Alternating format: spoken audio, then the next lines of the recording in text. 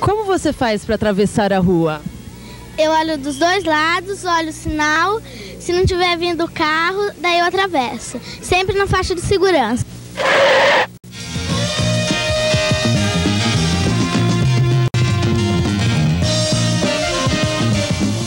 Bom, eu olho dos dois lados, sempre presto atenção nos carros, no farol, na faixa de segurança e sempre tomo cuidado para atravessar e passo. E você anda no banco da frente do carro? Ando, com certeza, segurança. E onde você aprende a respeito das normas de trânsito? Na escola ou em casa ou nos dois lugares? Nos dois lugares. Na escola aprende bastante, aí quando eu tenho alguma dúvida, eu pergunto para os meus pais e eu tiro minhas dúvidas. Como você faz para atravessar a rua? Bem, eu olho para os dois lados, vejo o farol e olho se está vindo o carro. Você atravessa a rua sozinho, sem a companhia dos seus pais ou de alguém mais velho? Atravesso várias vezes.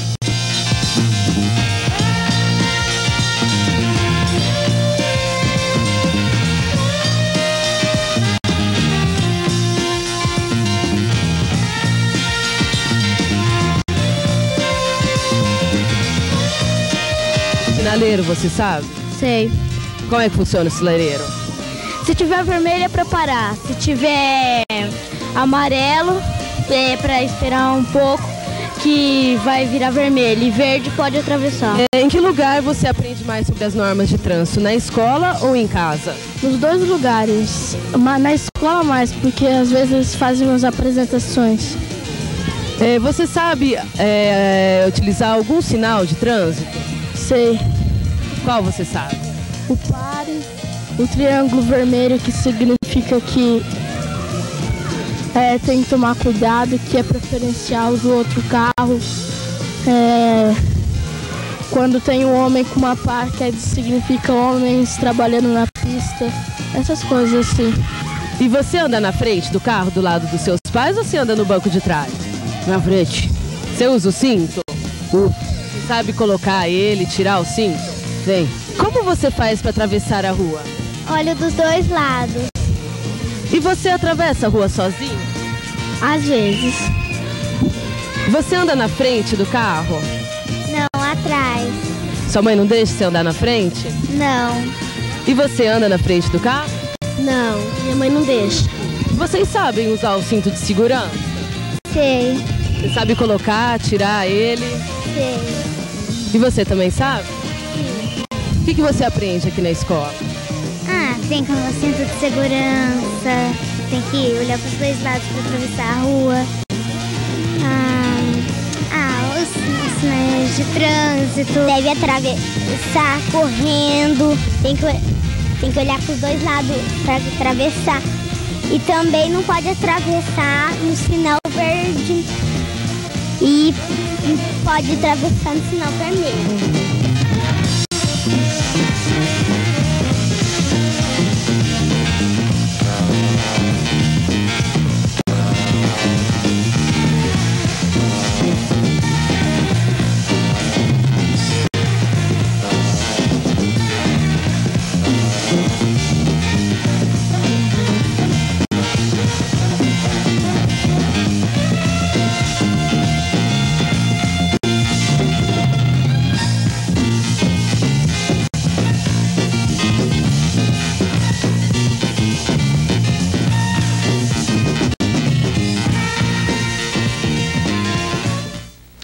A Raquelina Prato de Assis, ela é representante do Sinep. Sinep é o Sindicato das Escolas Particulares do Norte do Paraná.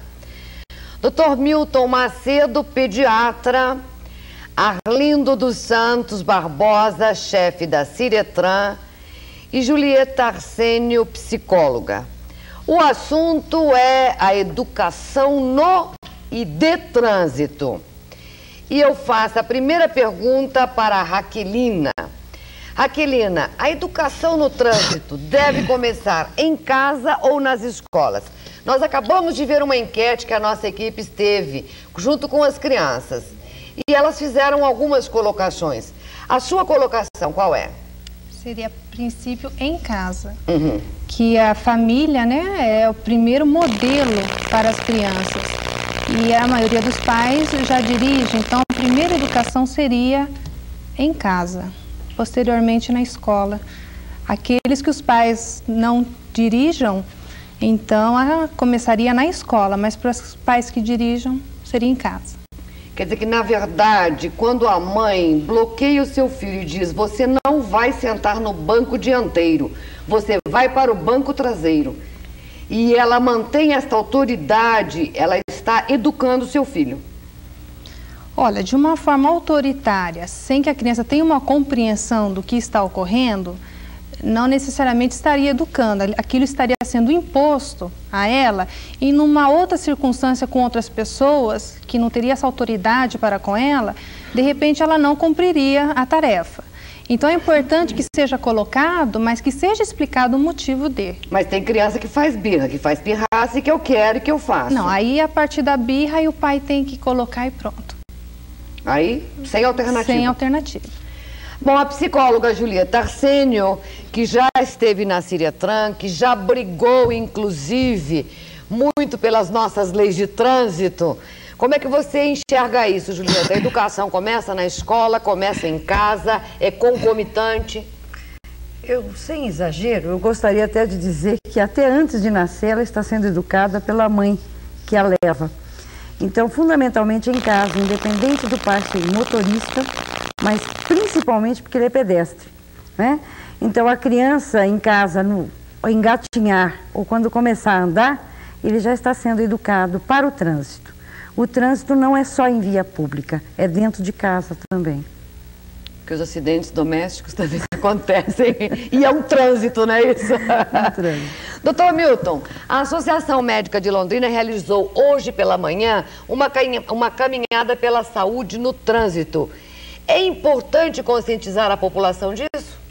Sim, Mafalda, é importante. E a Associação Médica, como todas as autoridades que estão aqui hoje participando desse seu programa especial para o Dia das Crianças, entende que nós temos que ter essa participação, todos os profissionais das mais diferentes áreas, professores, pais, educadores, comunicadores, profissionais que trabalham diretamente com o trânsito, mas tudo religiosos. Acho que a educação de trânsito é em todos os lugares, em todos os momentos. Por isso a Associação Médica tem feito campanhas, e essas campanhas não devem ser assim passageiras, elas devem ser permanentes. Então, assim como a gente já fez várias atividades científicas no decorrer do ano, falando diretamente do aspecto médico, do aspecto social, do aspecto familiar e outros da prevenção de trânsito, nós fizemos hoje de manhã essa caminhada devido ao Dia da Criança e a proximidade do Dia do Médico. Então nós estamos envolvidos com a preocupação que as nossas crianças sejam melhores educadas para o trânsito e no trânsito. Doutor Milton, há índice alto de crianças acidentadas em Londrina, no trânsito? Sim, Mafalda, esse índice é muito alto e seguramente ele, além dos números que já são muito altos, são divulgados pela imprensa, esse número possivelmente seja subestimado. Eu ainda há pouco estava conversando com o comandante Arlindo do trânsito e ele falava da estatística que ele recebeu recentemente do último ano. Então nós não temos estatísticas precisas, mesmo porque existe um número grande de acidentes de trânsito que não ocorrem perdas materiais importantes e que às vezes até o menor no volante, não ocorre a notificação, então é a subnotificação de ocorrência de acidentes de trânsito. As nossas unidades de terapia intensivas têm cada vez mais um percentual maior de adolescentes e de crianças acidentadas no trânsito, principalmente pessoas não habilitadas ou alcoolizadas ou de algum modo drogadas. Arlindo, quais são os acidentes mais frequentes no trânsito que você da Ciretran, chefe da Ciretran, que envolve as crianças? Como disse o Dr. Milton, geralmente os acidentes mais frequentes do trânsito que chegam até a Ciretran são os causados com bicicletas ou atropelamentos. As crianças estão brincando nas calçadas, coisas assim. A maioria deles são camuflados por questões que ele citou lá, menores dirigindo, ou displicência do pai ou do vizinho, qualquer coisa. Então, os que chegam ao nosso conhecimento é referente a bicicletas e atropelamentos. A gente vai continuar fazendo esta orientação e educação no trânsito já após o intervalo.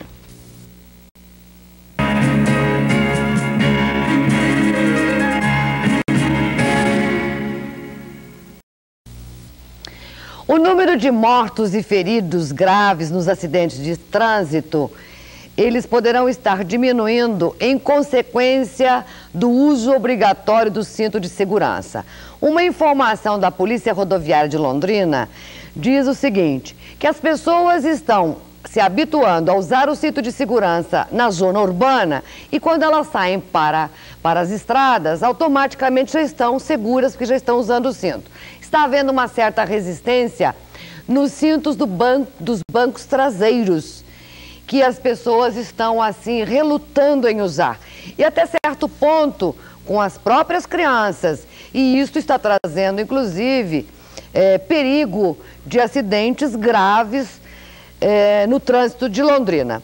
Eu gostaria de perguntar para o Arlindo se o Detran desenvolve campanhas de prevenção de acidentes no trânsito direcionadas especificamente às crianças. Olha, infelizmente não. O Detran não tem desenvolvido campanhas diretamente à criança. Embora todas as campanhas que o Detran desenvolve em matéria de trânsito, as crianças absorvem mais do que talvez os adultos, porque as crianças têm mais tempo à televisão e não raramente as crianças corrigem os pais quando eles estão dirigindo, dizendo, olha pai, passou isso na televisão, não faça isso, olha pai, isso aqui está errado. Então, as crianças deveriam merecer realmente um atendimento, um direcionamento mais caprichado, mais específico, né? Nessa área, para eles mesmos. Mas... E a criança deve ficar no banco traseiro e com cinto de segurança? Com certeza. A criança no banco dianteiro é um perigo, porque vai sofrer o impacto de quem está no colo, vai sofrer o impacto de trás na frente, então ele tem que ficar no banco traseiro com cinto de segurança tranquilamente. Porque ao ser impulsionado, dobra com a velocidade o peso do corpo também, não é isso? Exatamente. Empurro da frente, aí, vai para-brisa fora. Vai, aí, mesmo que não vá no para-brisa fora, a pressão da frente e o de trás batendo faz ali um pastelzinho ali que vai estourar com... Doutor Milton, você é pediatra, pode-se fazer uma educação para as mães transportarem os filhos nos bancos traseiros usando o cinto de segurança? Você faz isso na sua clínica? Faço, isso faz parte das prevenções de acidentes de trânsito, não só eu, mas todas as faculdades de medicina, todos os cursos de residência em pediatria e a própria Sociedade Brasileira de Pediatria tem um programa, e mais do que um programa, ela tem um comitê de prevenção de acidentes de trânsito, não só comitê de prevenção de acidentes, não só de acidentes domésticos, mas de acidentes de trânsito. E anualmente é dado um enfoque muito especial e cada vez mais, porque as estatísticas estão preocupando cada vez mais, especialmente no Brasil, é feito uma semana que a gente procura fazer isso de modo mais assim privilegiado, mais enfático, junto a professores, a escola, a comunicadores, como você mesmo nós estivemos aqui outras vezes. Então é fundamental esse papel de prevenção de acidentes. E como o Arlindo muito bem falou, não existe dúvida em nenhum local, em nenhum professor de física, de trânsito, psicólogo, psicopedagogo, os pedagogos que o melhor lugar para a criança ser conduzida é no banco traseiro. A única coisa é que, de acordo com a faixa de idade da criança, ela deverá ou não usar o cinto de segurança. Existem os equipamentos adequados, os tipos de cintos modificados de acordo com a faixa de idade, mas seguramente sempre no banco traseiro.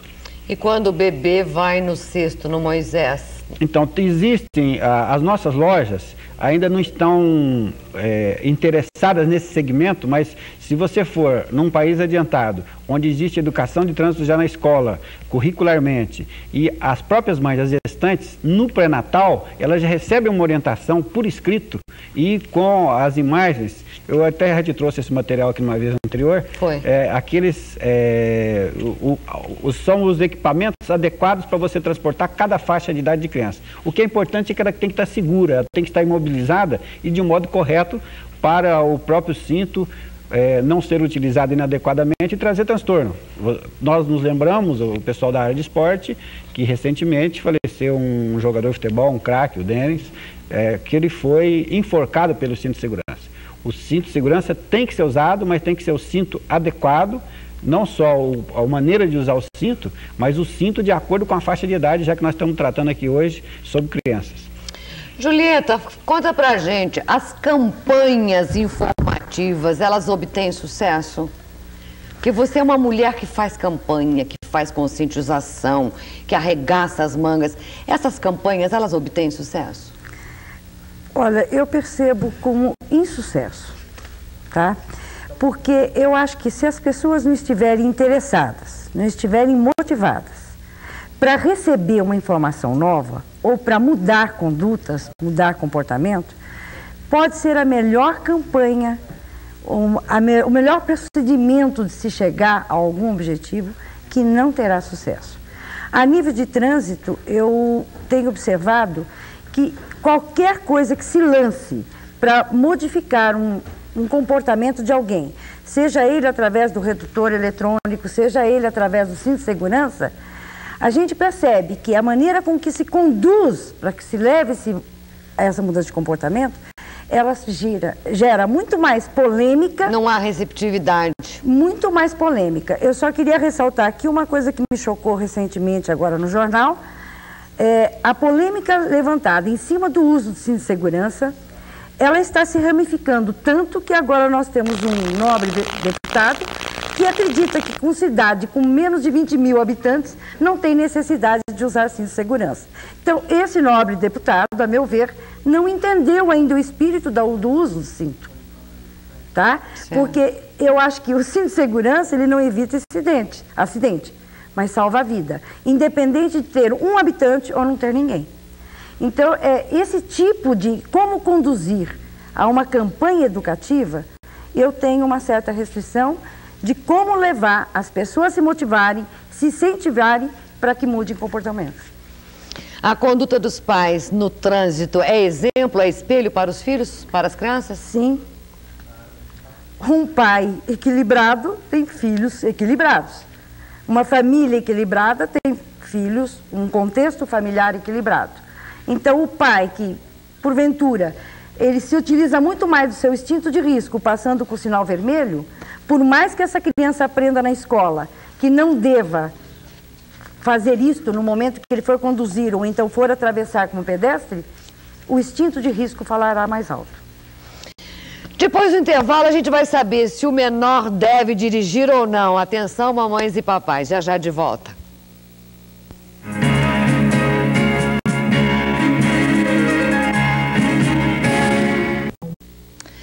Para se ter uma ideia da violência que é acometida no nosso trânsito a nível de Brasil, no ano passado, 25 mil pessoas morreram de acidentes.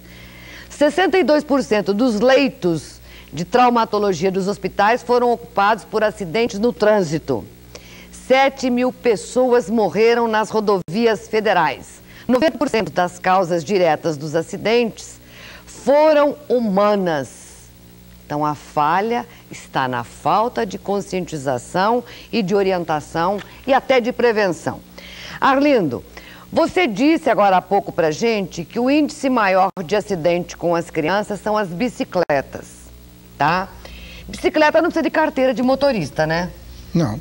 Mas moto precisa. A moto precisa. E carro também. Também. Você está habilitado. Tranquilamente. E você se depara com muito jovem, com muita criança, que tem muito menino de 12, 13 anos, que pega às vezes escondido o carro do pai, da mãe, tira da garagem, provoca acidentes e até também com moto, sem capacete, sem etc, né? Como é que fica isso? Conta pra gente. O maior índice de acidente com motos é a falta de capacete. E eu até digo que, quando digo que a educação do trânsito tem que começar em casa, é porque o pai tem que dar o exemplo. O pai que dá uma bicicleta para um garoto menor de 8 anos, ele está dando uma arma para o filho. O pai que dá uma moto para um filho menor de 16, menor de 18, ele é um assassino em potencial.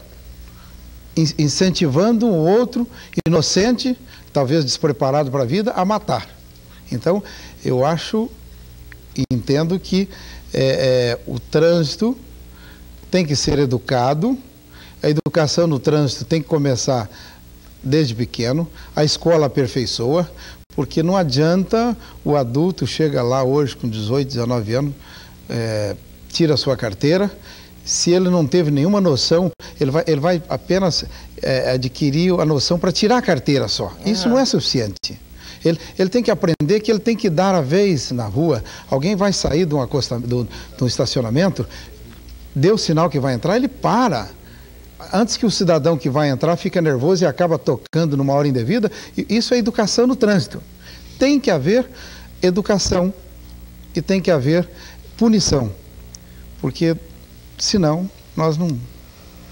Olha, eu gostaria de saber o seguinte, olha, ela está muito quietinha, a Raquelina ali, ela só está ouvindo. Você está concordando com tudo, Raquelina? Você está concordando?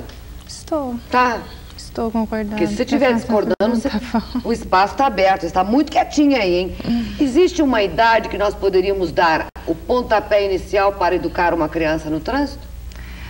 Olha, eu sou com a Julieta, né? Que tem idade, isso realmente já se inicia. Mas a nível, assim, de repente, de modelo mais cognitivo, de realmente uma abstração maior, começando uma abstração, assim, vamos dizer, pela criança, a partir de uns 2 anos, né? 2, 3 anos, já a criança já consegue, né, apresentar uma abstração melhor sobre isso. E uma cobrança, né? Do que o pai está fazendo, e o modelo, ela apresenta, né? Porque nessa faixa etária eles começam a representar, né, corporalmente, é como se fosse uma dramatização, tudo que eles veem nos adultos. Então, se eles veem coisas erradas, eles vão representar coisas erradas. Se eles veem modelos bons, eles vão representar modelos bons. Você acha que o transporte escolar em Londrina, nós estamos falando de Londrina, certo, não vamos nem falar nível de Paraná, nível de Brasil. Vamos contar com a nossa realidade. É um transporte seguro? Olha, pelo que a gente vê aí, não. São poucas as combis escolares que andam numa velocidade adequada, que tem a quantidade de crianças, né, permitidas, que estão bem conservadas. Então, eu coloco que, no geral, o que a gente vê por aí, não. Você discorda? Discordo. Julieta, você que é psicóloga, já trabalhou na Ciretran e que é da nossa universidade, que trabalha no trânsito e que já brigou bastante pelo nosso trânsito. Bem, a questão da idade, só voltando um pouquinho, é nessa idade dos 3 anos que começa a ter a crítica às coisas, né? Então, a criança, quando começa a ponderar o que pode ou não pode, com maior consciência. Então, eu diria, com 3 anos, pode até deixar uma criança atravessar a rua sozinha, desde que haja essa formação, tá? E se nós tivéssemos um meio favorável a isso. Porque não adianta ela ter a consciência se o motorista não tem, né? Agora, a questão do transporte escolar. Isso é uma polêmica grande, porque eu acho um absurdo nós falarmos em segurança no trânsito, quando nossas leis, inclusive municipais e mesmo federal, ainda ampara, por ser o transporte o veículo mais barato que existe, sem inclusive proteção nenhuma interna, e que possa transportar o que a lei não lhe permite. Porque a lei lhe permite 9 passageiros, incluindo o motorista. Agora, ninguém disse que isso diferencia, porque criança pode botar 2 no cinto de segurança. Então, isto, para mim, me choca muito. Quando nós tivermos esse espírito de dar jeitinho nas coisas, nós não vamos educar nada. Transporte escolar de Londrina, hoje, ele está bastante deficitário. Eles sabem disso, porque eu já o coloquei ao par disso. Tentamos regulamentar o transporte escolar de uma maneira que favorecesse para que essas pessoas pudessem utilizar e fazer esse comércio do transporte de uma maneira segura, mas não encontramos receptividade, tá? E tem mais, porque eles são isentos de um imposto para comprar esse veículo, mas não se isenta a questão da segurança das crianças. Felizmente ainda não ocorreu acidentes mais graves, mas eu sempre já disse em seu programa, é que o anjo da guarda dessas crianças é muito grande.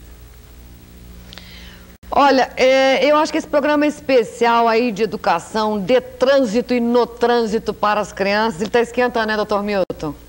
Acho que sim, né, Mafalda? Tem opiniões que estão sendo bem colocadas, quer dizer, o objetivo de todo mundo é melhorar e diminuir o risco e melhorar a educação no trânsito. Claro. A gente viu que, basicamente, tudo que foi colocado aqui é falta de educação, de dar a preferência para o pedestre, de respeitar as normas. Quer dizer, todo mundo para fazer alguma coisa, a pessoa para acionar qualquer instrumento, ela tem que ser preparada para aquilo. Claro. E o carro é mais que um instrumento, é uma arma. E quando a gente fala carro, não é só o automóvel, mas as motocicletas.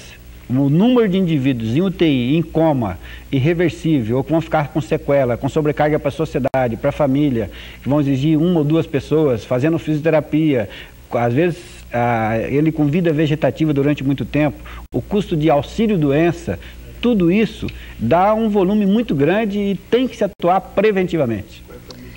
Bom, nós vamos ao intervalo e voltamos já já.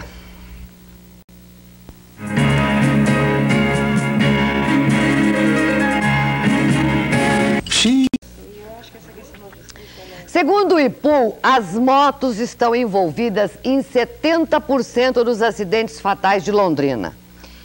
Portanto, é considerado um perigo violento os pais que transportam os seus filhos nas motos.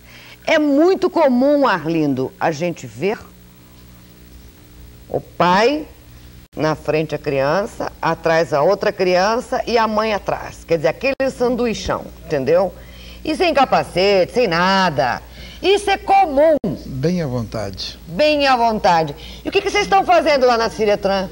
O Detran tem tomado algumas providências, mas para você ter uma ideia, o contingente policial que nós temos para atender todos os acidentes de trânsito de Londrina e fazer a prevenção e agora, inclusive, ajudando a Receita a arrecadar o IPVA, que você viu recentemente a notícia que 43% dos cidadãos paranaenses não pagam o imposto, é da ordem de 40 policial.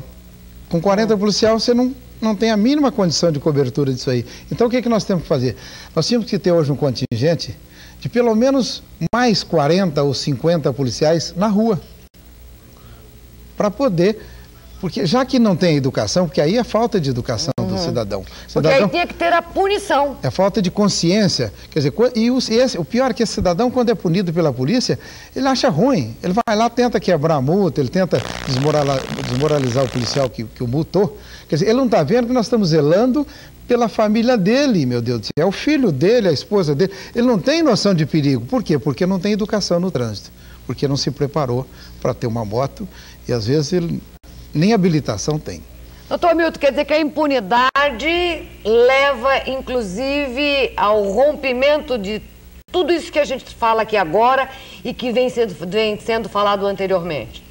Eu acho que sim, eu acho que nós não podemos... Sabe que não dá nada mesmo? Nós não podemos atuar só na impunidade, só no castigo, mas eu acho que o castigo faz parte. Se passou por um processo educativo, se esse processo foi falho, toda a cadeia vai ficar prejudicada. Então eu acho que tem que ser, principalmente educação, mas tem que haver punição também.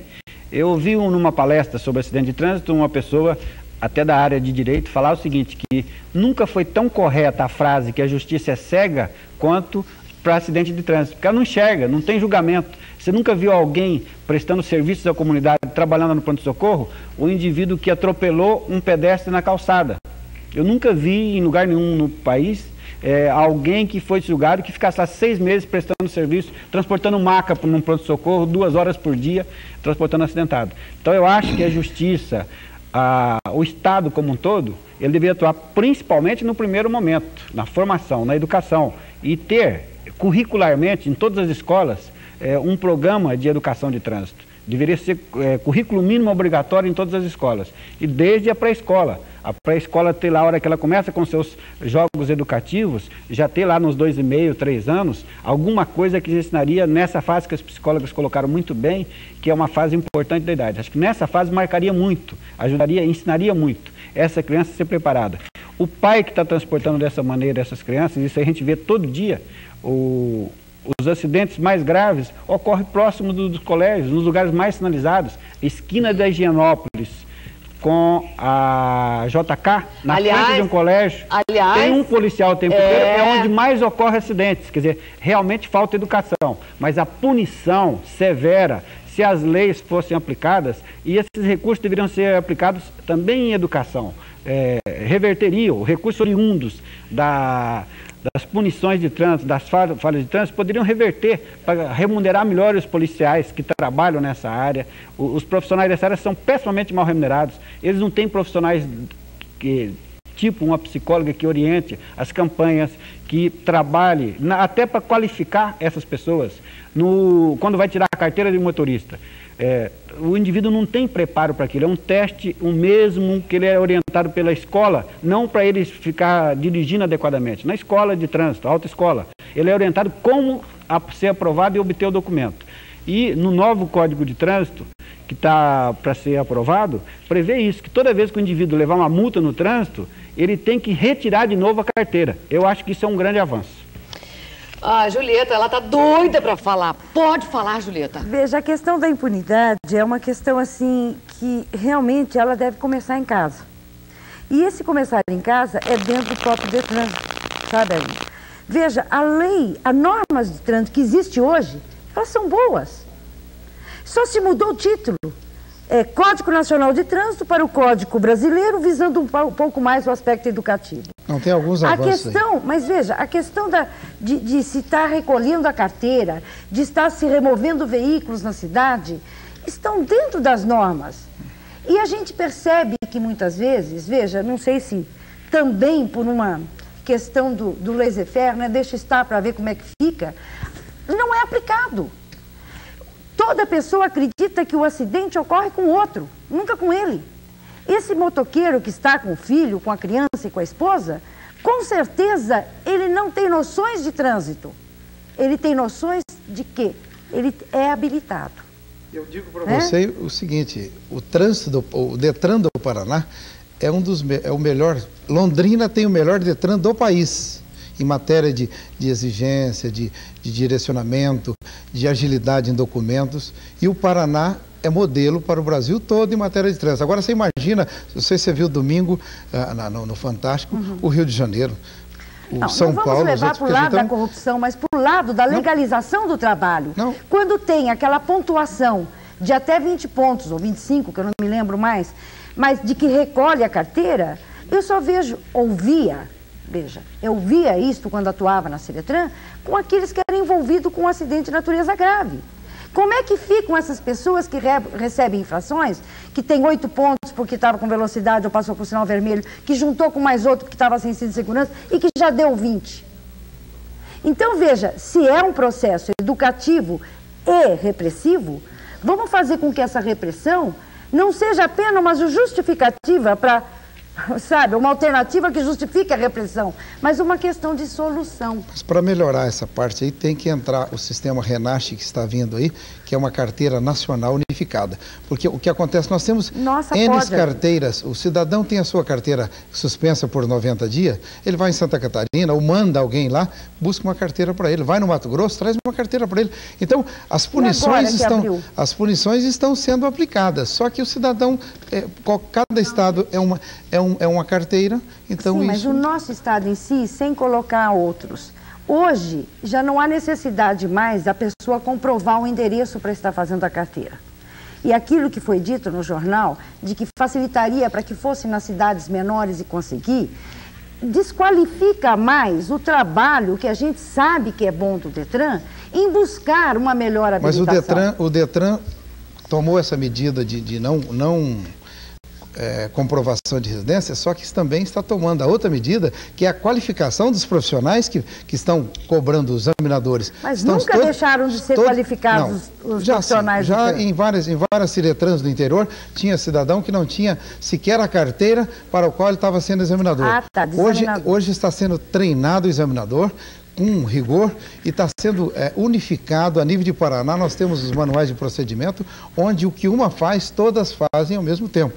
E existe, através da informática, uma maneira que Londrina, por exemplo, tem um centro regional que fiscaliza 6 Ciretrans, que abrange uma região razoável aí de 20 municípios. Então, essas situações, a nível de Paraná, estão sendo tomadas. Agora, falta que isso seja ampliado a nível de Brasil. Então, só para fechar, Mafalda, dizendo o seguinte, que as normas de trânsito são boas, aplicadas em sua totalidade. Quando se fala norma, não se faz um pedaço dela, se faz um todo.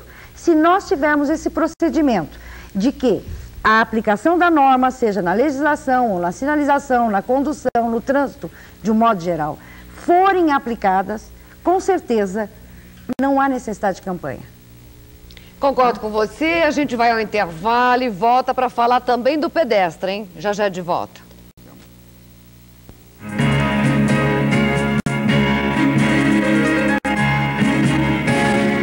Julieta, até agora nós falamos do motorista, do motoqueiro, do ciclista e não falamos da educação no trânsito do pedestre. Falamos da criança quando deve atravessar a rua sozinha ou acompanhada, etc. e tal.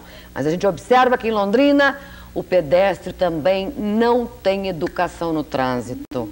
E daí? Não tem punição, né? Tem. Tem? O Código Nacional de Trânsito, um pedestre também ou a pode ser punição multado. é quebrar a clavícula, a perna, os braços? Infelizmente não é aplicado, porque aí possivelmente como é que iriam pegar um pedestre, talvez pela carteira de identidade, para cobrar 0,1% do salário em vigor, que é a multa do pedestre. Então veja, se desqualifica a responsabilidade do pedestre ou do condutor, a meu ver, é a mesma. Se a multa para um é maior, não sei por que diferenciar porque é pedestre. Então veja, eu não sou do princípio da multa, eu acho que ela deve existir quando ela é feita com coerência, com decisões coerentes, fundamentalmente, em que todos pagam a multa e não que se dê jeitinho. Tá? Então, se existe alguma situação de que leva a mudança de comportamento através desta questão, eu acho que ela deve ser aplicada. Só que, infelizmente, como disseram aqui, nós temos um contingente pequeno, um contingente não especializado, muitas vezes não são nem habilitados, e que, na verdade, estão cobrando do condutor uma habilidade que ele desconhece. Então, essas coisas me preocupam, porque não se fecha o trabalho. O pedestre, ele é rival do condutor. Nós sabemos que o condutor, ele está muito bem acomodado, protegido do sol, da chuva, com uma música ambiente, não está cansado, porque está ali dirigindo, sentado, tudo bem. E o pedestre, ele é aquele que está, não a passeio, pelo menos a gente espera, mas que está indo para algum destino. E comprovadamente, esse destino é o fim último da onde ocorrem os maiores atropelamentos. Então, quem se ficar ali no calçadão da Avenida Paraná com São Paulo, observa bem as negligências, as imprudências, as imperícias de qualquer pedestre que tem igual comportamento como o condutor para atravessar uma faixa pequena. Ele não é preparado para andar nem dentro de casa, desculpa, e vai ter que andar no trânsito. Se o pedestre tiver as noções educativas de que ele, ao caminhar por uma calçada ou por algum lugar, ele deve manter a sua direita e deixar a sua esquerda para ser ultrapassado por outro pedestre, com certeza não ficarão trombando na frente. Tem trombada até na calçada com o pedestre, um e o outro. Mas me parece que a competição é para se proteger do sol, é para se proteger da chuva e não ter essas noções. O pedestre que tiver essas noções de que quando ele está caminhando até dentro de casa, num corredor, ele deve manter a sua direita para deixar livre para que o outro venha no mesmo sentido, né? Com certeza ele não vai estar atropelando ninguém e vai estar se conduzindo bem. Dr. Milton, quando pai e mãe é educado nesta formação que nós estamos acabando de colocar, quer seja pedestre, quer seja motorista, invariavelmente esta criança vai ter este espelho, vai ter este modelo? Eu não diria invariavelmente, mas quase sempre. É importante esse espelho. E a gente, nas discussões que houveram aqui, ficou bem claro que o papel principal para nós modificarmos essas estatísticas é a educação. Então, tudo isso, tudo aquilo que for modelo adequado, bom, abordagem num momento, que não seja aquela, vá para o banco de trás, como foi bem colocado pela Raqueline, quer dizer, tem que explicar para a criança por que no banco de trás, como no banco de trás, e se houver só essa medida, por exemplo, o número de crianças que nós atendemos traumatizadas, se eles estivessem dirigindo só habilitados, não alcoolizados, se estivessem sempre no banco de trás, e se você tomasse só essas medidas, seguramente esse quadro já modificaria muito, com medidas simples. Se nós ainda fôssemos um pouco mais além, se tivéssemos capacete e cinto de segurança, as nossas vagas de UTI, que têm sido muito poucas e quase nunca existem, seguramente nós teríamos leitos ociosos de unidades de terapias intensivas. Então tem que haver realmente a educação, mas há necessidade dessa outra sequência. A gente está sendo até certo ponto repetitivo, mas eu acho que essas questões básicas que são as fundamentais. Agora, tem que haver educação. Sem educação, não se chega a lugar algum. O pedestre também que seja educado. O motorista, qual motorista que acha que ele tem que dar preferência ao pedestre? Eu não sei, em qualquer país que você vá, não precisa de ser um país que tenha uma educação de trânsito como prioridade, já é natural. Você vê que o motorista aqui, se ele tiver com sinal verde, ele entende que ele pode atropelar o ciclista, o pedestre, que ele pode passar 80 por hora. E a prova disso é que, eu repito aqui, a maior parte dos acidentes graves em Londrina ocorre nos locais muito bem sinalizados, onde tem grandes avenidas. A maior parte dos acidentes de trânsito em Londrina com mortes não foram quem estava dirigindo os veículos que foram as vítimas, foram pedestres ou ciclistas. Pois bem, chegamos ao final do programa, passou rápido, né? Vocês acharam? Eu também achei. Mas, infelizmente, nosso tempo já está esgotado. Eu quero agradecer ao Dr. Milton, ao Arlindo, a Julieta e a Raquelina por estarem conosco, prestaram um trabalho junto com a gente, contribuíram para que nós estivéssemos aqui levando a informação e a utilidade pública. Pois bem, nós vamos ficando por aqui, dizendo uma boa tarde para você. O nosso encontro fica marcado para amanhã, à 13h. Obrigada por estar conosco e até lá.